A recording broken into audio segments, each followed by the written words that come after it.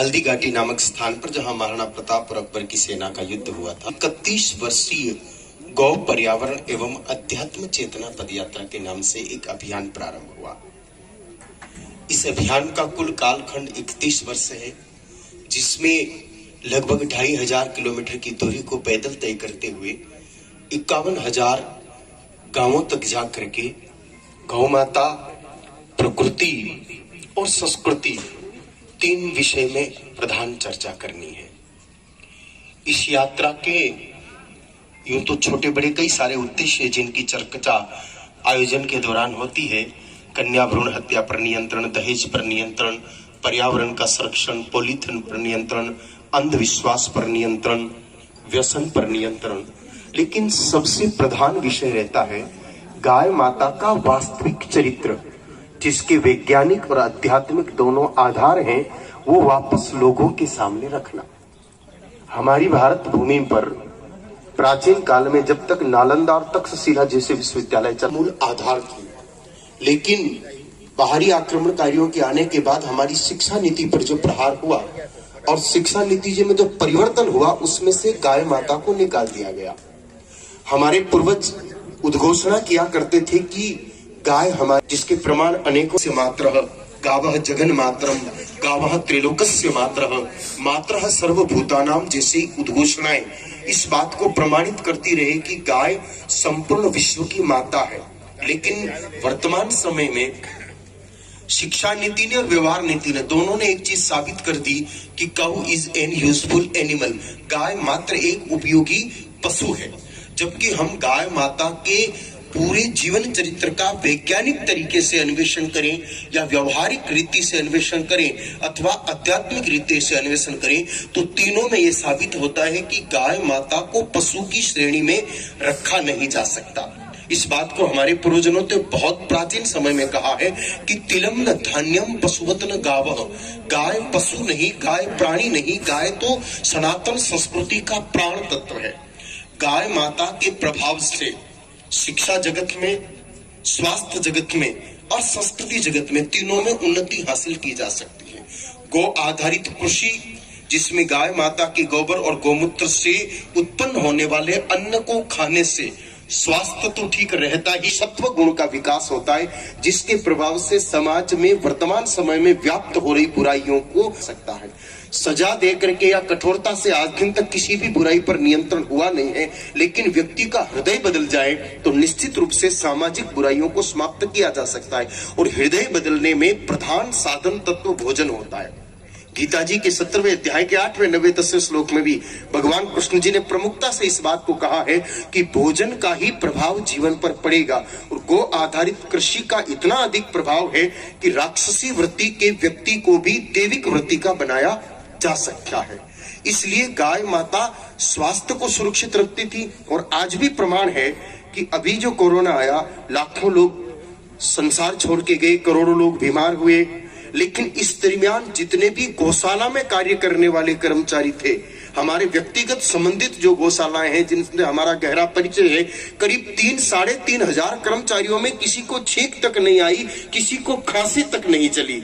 ये गाय माता के संपर्क का अपने आप में बहुत बड़ा प्रभाव है, जिसमें शिक्षा विधियों की भी त्रुटि रही, शासन की भी त्रुटि रही और साधु संतों की हमारी भी त्रुटि रही कि जो समाज के सामने विषय वस्तु रखनी चाहिए थी हम लोग नहीं रख पाए। उसके कारण लोगों को गाय माता की जानकारी नहीं रही। उस जानकारी को पुनः लोगों के हृदय में स्थापित कर भारत को पुनः विश्वगुरु, भारत को पुनः स्वर्ण चिड़िया जैसे पदों पर लाने के लिए जन जन के हृदय में गाय माता को बिठा करके गाय माता को पूज्य स्थान दिलाना पड़ेगा। और उसी अभियान के तहत ये एक यात्रा शुरू हुई है, जिसके 90% कार्यक्रम छोटे छोटे गांवों में होते हैं और 10% आयोजन बड़े शहरों में होते हैं। गांवों में जाकर के लोगों को गो आधारित कृषि के लिए प्रेरित करना, ताकि केमिकल फर्टिलाइजर और पेस्टिसाइड इत्यादि से होने वाले नुकसान से समाज को बचाया जा सके।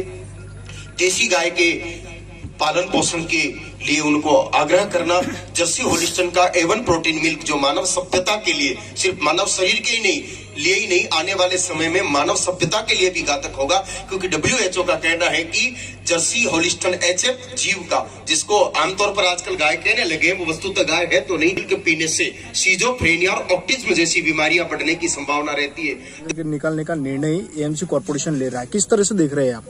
ये ठीक नहीं है। गाय माता को अहमदाबाद शहर से बाहर निकालने का मतलब किसी व्यक्ति के शरीर से प्राण को बाहर निकालने के बाद उसको अच्छी डोज देने की कोशिश जैसा ये कृत्य होगा, क्योंकि गाय माता मानव सभ्यता का प्राण तत्व है। जब मानव के बीच में गाय माता नहीं तो मानव असभ्य हो जाएगा, असुरी प्रवृत्ति वाला हो जाएगा, उसकी विचारधारा विकृत हो जाएगी, वो मानवीय कृत्य ही नहीं कर पाएगा। अगर गाय माताएं इस पूरे परिक्षेत्र से बाहर चली गई तो समझ लो कि फिर अहमदाबाद शायद इंग्लैंड हो जाए, अहमदाबाद रहे ही नहीं। क्या लगता है आपको, उसके लिए कुछ आंदोलन होगा? अगर ऐसा होता है तो अहमदाबाद के जागरूक लोगों को और यहाँ के गौ भक्तों को इसके लिए आंदोलन खड़ा करना चाहिए, और इसमें अगर हमारे गौ पर्यावरण चेतना पदयात्रा का कोई सहयोग आवश्यक लगा तो हम पूरी तरह से तन मन धन से इस काम के लिए तैयार रहेंगे। हमें आपके माध्यम से ये जानकारी मिली, ऐसा मुझे इतने दिनों में किसी ने बताया नहीं, और अगर ये है तो ये बहुत बड़ा विषय है। अगर ऐसा होता है तो ये भारतीय सभ्यता के लिए और गुजराती संस्कृति के लिए तो बड़ा ही घातक सिद्ध होगा। जब अहमदाबाद में उमिया धाम बन रहा है, जो उमिया माता खुद गाय माता का वाहन का उपयोग करती है, गाय माता के ऊपर विराज करके लोगों को आशीर्वाद देती है, जब अहमदाबाद में गाय माता नहीं रहेगी तो कितने बड़े धाम बना लो, फिर उमिया माता भी अहमदाबाद में नहीं रहेगी। कॉर्पोरेशन का कहना है कि जो गाय है यहाँ पे रोड पे चलते उससे लोगों को नुकसान हो रहा है, कितने लोगों को नुकसान पहुंचा रही है या एक्सीडेंट भी हो रहे हैं। कॉर्पोरेशन को चाहिए कि उनके लिए व्यवस्था करे, क्योंकि अहमदाबाद शहर जहाँ बसा है 60% भूमि गोचर की भूमि है, जो हिंदू शासन काल में, मुगल शासन काल में और अंग्रेजों के शासन काल में गाय माता के लिए छोड़ा गया था। लेकिन आजादी के बाद कॉलोनियां बना दी गई, फैक्ट्रियां बना दी गई, तो गाय की जमीन हम खा बैठे, तो गायों की व्यवस्था करने का काम भी यहाँ की शासन का है, म्युनिसिपैलिटी का है। जे आशा, जे अपेक्षा, जे मनोकामना होय ए तमे मनमा राखी અને ગૌમાતાની સેવા કરો તો તમારી દરેક मनोकामना ગૌમાતા પૂર્ણ કરે છે। એ કલ્યાણકારી જીવ છે, એ मनोकामना પૂર્તિ કરનારો જીવ છે। આવો પૃથ્વી પરનો આ એકમાત્ર જીવ એવો છે। આપણે હિન્દી સંસ્કૃતિએ તેને માતા તરીકે સ્થાન આપ્યું છે, પણ વાસ્તવમાં આપણે અમલમાં નથી લાવતા। તપસ્યા કરે છે। એમણે 2012 થી છેલ્લા 9 વર્ષથી હલ્દી ઘાટીથી પદયાત્રા શરૂ કરી છે। પદયાત્રાનો આ 10મો વર્ષમાં એમણે પ્રવેશ કર્યો છે અને ગુજરાતમાં પ્રવેશ કર્યો છે। इस कार्यक्रम के 2 उद्देश्य है कि बाबर गौशाला जो यहाँ बहुत अच्छा काम कर रही है, करीब 11,000 गौ माताओं की, बीमार गौ माताओं की सेवा कर रही थी, उनको आर्थिक बल भी मिले। इसके अलावा अहमदाबाद की जनता ये जाने कि देसी गाय और जर्सी गाय में क्या फर्क है। जर्सी का एवन प्रोटीन मिल्क विज्ञान ने भी कहा है कि ठीक नहीं है, और अध्यात्म भी वर्ण संकर पशु के दूध को अच्छा नहीं मानता है, तो ये लोगों को जानकारी मिले। गाय माता के गोबर गोमूत्र से कितनी बीमारियां मिट सकती है, गाय माता के स्पर्श से कितना सत्वगुण आ सकता है, गाय माता के द्वारा ही 16 संस्कार पूर्ण हो सकते हैं। ये सारी चीजें जो पहले हमारे एजुकेशन का हिस्सा होती थी अब खत्म हो गई, तो वापस लोगों को जानकारी मिले। ये सारी बात, ये 7 दिन तक जो गो कृपा कथा चलेगी, संध्या काल 4 बजे से लेकर के 7 बजे तक, उसमें ये सारी चीजें जनता को बताई जाएगी।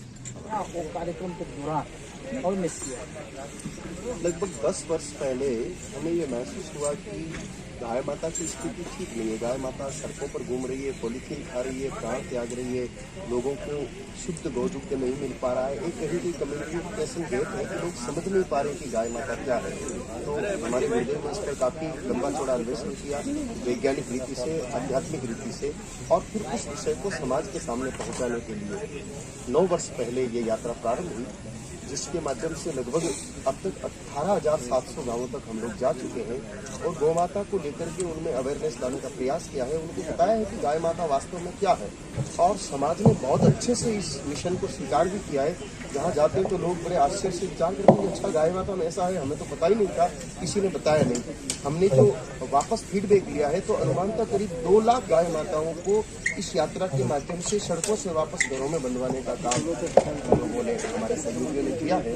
तो लोगों के भाव अच्छे हैं इस यात्रा के प्रति, और परिवर्तन आ रहा है। लोग गौशालाओं को भी सहयोग करते हैं, जहाँ से हम गुजरते हैं उसके बाद कई गौशाला ऐसी थी जो आर्थिक समस्याओं से बहुत परेशान थी, लेकिन यात्रा गई, लोगों को समझाया तो उन गौशालाओं को भी आर्थिक बल मिला है और घरों में भी गौ माताओं को लोगों ने रखना शुरू किया है। ये जो कथा महोत्सव रखा है गौ माता, क्या उद्देश्य रहेगा कथा महोत्सव का और क्या कार्यक्रम रखा जाएगा? ये हमारी यात्रा 10वें वर्ष में प्रवेश कर रही है, उस उपलक्ष्य में ये आयोजन रखा है। और जो प्रतिदिन के हमारे कार्यक्रम होते हैं उसमें तो गाय माता का प्राथमिक परिचय ही दे पाते हैं 2-3 घंटे के कार्यक्रम में, लेकिन यहाँ 7 दिन तक जो कार्यक्रम चलेगा 3-3 घंटे 28 घंटे में गाय माता की विस्तृत चर्चा होगी। उसमें कुछ गो वैज्ञानिक भी आएंगे, कृषि वैज्ञानिक भी आएंगे जो गाय माता के बारे में काफी अनुसंधान कर चुके हैं। कुछ ऐसे चिकित्सक भी आए जो गोमूत्र, गोबर, दूध, दही, घी से लोगों की असाध्य रोगों का इलाज करने का कार्य कर रहे हैं। तो लोगों को ये सब जानकारी मिलेगी। 4 बजे से 7 बजे तक ये कथा का क्रम दैनिक चलेगा और उसमें देश भर के कई साधु संत भी शामिल होंगे।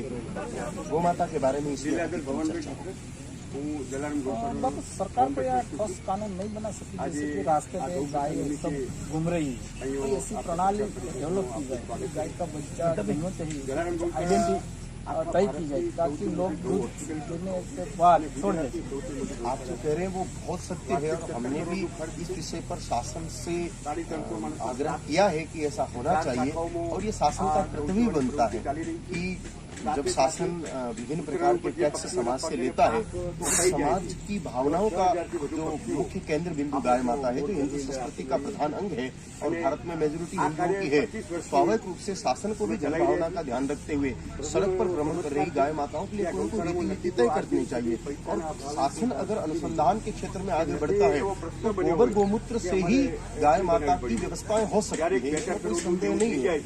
गोबर गोमूत्र में बहुत शक्तियां हैं। गोबर गैस से वाहन चलाए जा सकते हैं, गोबर से पेंट बन सकता है, गोबर से पुट्टी बन सकती है, गोबर से मेडिसिन बन सकती है, गौमूत्र से पेस्टिसाइड बन सकते हैं। विदेश में बहुत बड़ी सब्सिडी दे करके जो यूरिया, डीएपी जैसे फर्टिलाइजर लाए जाते हैं उसकी जगह गोबर को परिष्कृत करके अच्छी प्रकार की खाद बनाए जा सकते हैं जो किसानों को दिए जा सकते हैं। तो इस प्रकार के कार्य शासन करे तो निश्चित रूप से गौमाताएं सड़कों से घरों में तेज गति से बढ़ेगी और जो कुछ सड़कों पर अतिरिक्त गौमाताएं हैं उनके लिए भी शासन गौशालाएं इत्यादि डेवलप करे और उनकी व्यवस्था करे।